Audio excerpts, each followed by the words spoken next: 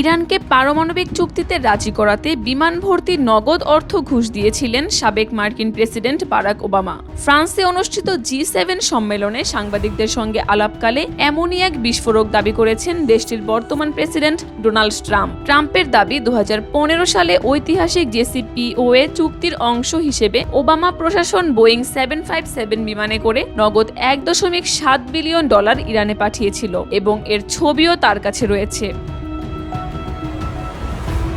ওবামার তীব্র সমালোচনা করে ট্রাম্প বলেন, ওবামা ঘুষ দিয়ে পার পাওয়ার চেষ্টা করলেও তিনি নিজে তা কখনোই করবেন না। আরও দাবি করেন, ওবামার কাছ থেকে বিপুল অর্থ নিয়েও ইরানিরা তাকে গালি দিয়েছিল এবং হাসাহাসি করেছিল।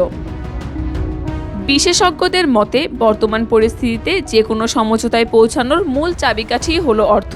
ইরান প্রস্তাব দিয়েছিল তারা পারমাণবিক কর্মসূচি ও ইউরেনিয়াম সমৃদ্ধকরণ ইস্যুকে আপাতত আলোচনার বাইরে রেখে যুদ্ধ বন্ধ করতে এবং গুরুত্বপূর্ণ জলপথ হরমুজ প্রণালী পুনরায় খুলে দিতে প্রস্তুত। মূল জটিলতা পারমাণবিক ইস্যু নয়, বরং ট্রাম্প প্রশাসনের নিষেধাজ্ঞা তুলে নেওয়ার প্রশ্নে অনীহা। ট্রাম্প তার পুরো রাজনৈতিক ক্যারিয়ার জুড়ে ইরানের ওপর অর্থনৈতিক চাপ প্রয়োগের কৌশলই ব্যবহার করে আসছেন।